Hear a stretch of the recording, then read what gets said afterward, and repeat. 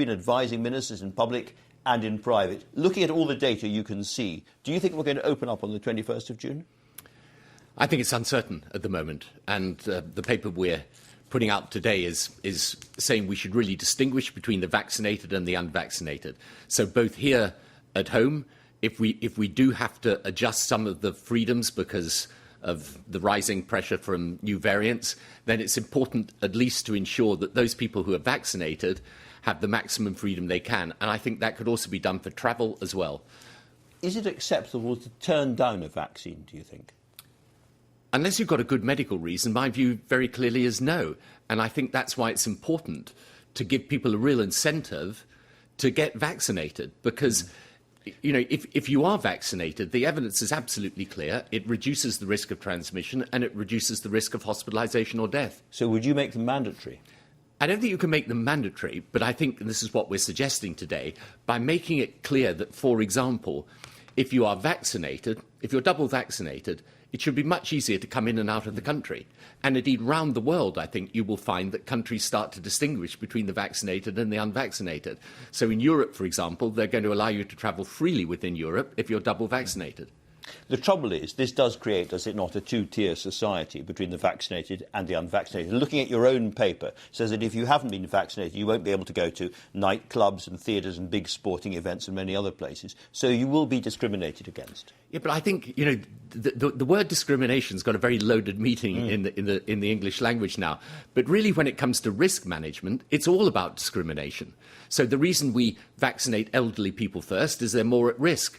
The reason why we ensure that people are vaccinated is because it then reduces the risk of transmission, not merely of you getting ill yourself, but of you passing on the disease. So I think since everybody's going to be able to get the vaccination, other than those, as I say, who for medical reasons can't, then I think it really is important that people get encouraged to get vaccinated.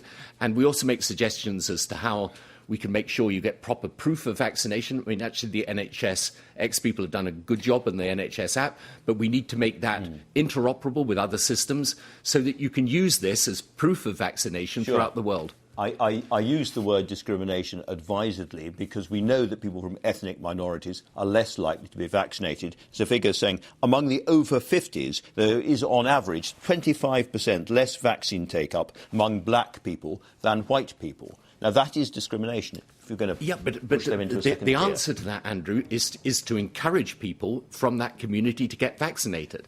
And one other thing I think is very important, particularly in the context of the call to vaccinate the world by the end of 2022. But might this not have exactly the opposite effect? I mean, there's a very interesting Sage paper about the hostility to government generally and the suspicion of government generally in these groups. It says, and I'm quoting, that because of historical issues and contemporary perceptions of institutional racism, it's much harder to persuade these groups to take the vaccine. And telling them they have to, or they're going to be kept out of sporting events and many other places, is simply going to make them feel angrier, not less. I'm not sure about that. I really think if you explain the facts to people, they can see the value of getting vaccinated. Now, one other thing I've asked for over these last weeks, and I still think we should do this, is that we are in I'm going to say unique, I think virtually unique position as a country of vaccinating at scale using both the messenger RNA vaccine, that's Pfizer, and an adenovirus vaccine, more traditional type of vaccine, AstraZeneca. I think rather than putting the data out in percentage risk reduction, if we were to publish the overall figures showing the numbers vaccinated with each, the numbers of those that still got COVID, the numbers of those hospitalised, the numbers of those died, as, for example, they do in Israel, I think the impact would be dramatic, not just here in Britain, but round the world. Because one of the biggest problems, by the way, in getting the world vaccinated is there's now a resistance to the AstraZeneca vaccine that I think is completely unjustified on the data. And if we did publish the data in that way, I think you would see very clearly both, one, that vaccines are massively effective in reducing the disease, and two, that AstraZeneca and Pfizer are roughly similar. So that's a public communication thing, really. Can I just bring you back to the plan for vaccine passports? or passes. This needs buy-in from the industry, in particular the hospitality industry. And the truth is they don't like the idea. Kate Nichols, who's CEO of Hospitality UK, says that vaccine passports would be unworkable and cause conflict between the staff and customers. She surely knows her industry better than you do. Yeah, but I think that you're not mandating this, you're facilitating it. So I think that there may well be situations in which people decide they don't want to make that distinction. But I think you're going to find in many settings, people do want to know if they're going into that setting that the people around them, if they're mixing in close quarters, have been vaccinated.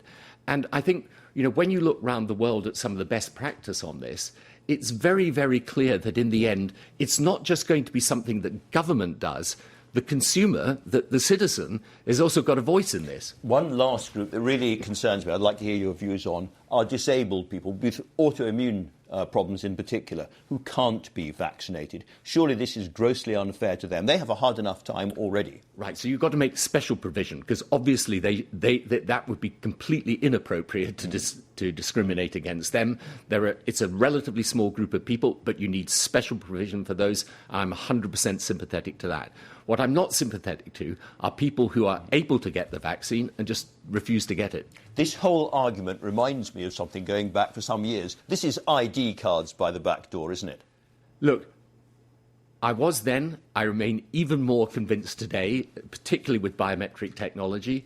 The world will move to biometric ID, and they'll do it because in the end it's better for people. It's not about, look, the amount of information government's going to have on you is going to be minimal compared with what your local supermarket has on you. So this is a completely sensible way to go, and I think you will find right round the world that people move in this direction because it will facilitate the access to government services. And by the way, in some of the developing countries, it will cut out fraud. You're very plugged in. Are ministers interested in this, do you think? I mean, I don't know, but I hope so, because it's just an obvious change. And the thing is about biometric ID, I mean, as you know, my view is the whole world's getting changed by technology. The big political debate we should be having, we're not really having it, is how do you master this technology and harness it for the public good? But in every single field of our work, our leisure, the way we interact with each other, technology is going to change everything. So, biometric ID is just one part of a much, much bigger picture. Do you think, again, it's in some respects an ethical or moral dilemma, do you think we should be vaccinating children to protect the entire society? Yes, I think you're definitely moving in that direction in the end. And I think, it's already been shown, I think, in studies that, 12 to 18-year-olds will get vaccinated. And you've also said you want us to vaccinate the whole world, help vaccinate the whole world by the end of this year. So it's a question of priorities and choices. Which matters more? Vaccinating everybody in the UK first, or starting to send vaccinations around the world? Look, it's important when you're outside of government not to advocate something you know you wouldn't do inside government. Exactly. So, the priority will always be first to get your own country vaccinated, and we're doing that. What we're saying is you won't be able to vaccinate the whole world in 2021. You will be able to do it, as Boris Johnson's saying today, by the end of 2022. But what you could do by the end of this year is vaccinate the most vulnerable. And that means frontline healthcare workers, the elderly, and those around big urban conurbations. And the reason for doing that is enlightened self-interest. It's not humanitarian simply. It's because it helps us to stop the disease spreading. So in your view, Boris Johnson should go to the G7 and say, we're going to vaccinate everybody in the UK first, but then we're going to send as much vaccines as possible around the world. Yes, and I think that's what they will do. I mean, look, you can't be absolute about this. There may be some vaccine that we can ship out in advance of that, But no, the reality is countries, your government's obliged to look after your own people. But in order to get this vaccination of the world, by the way, and we set this out in a paper recently, a very good independent scientific experts report for the G7, just published a few days back. To do this properly, however, you're going to need to keep production going. You're going to need to make sure that countries have the capacity to absorb and to vaccinate, because many of them presently don't. And you're going to have to make sure you overcome the hesitancy about vaccines. You have been following the detail all the way through this pandemic very closely. Do you think it originated in a wet market or from a lab? Go on. I've literally no idea. So it could have come from a lab? Well, I think, look, I know I know no more than you know or anyone reading the newspapers. I mean, I think you've just got to keep an open mind on it. But it's not something, I haven't really focused on that, to be absolutely frank, because I'm not an expert on that type of thing, and I just don't know. But what I do know is that if we're going to face this situation in the future, we're going to have to create a global infrastructure to deal with future pandemics, because I think what has happened to us is probably part of a change that is going to be just normal life for the foreseeable future. Tony Blair.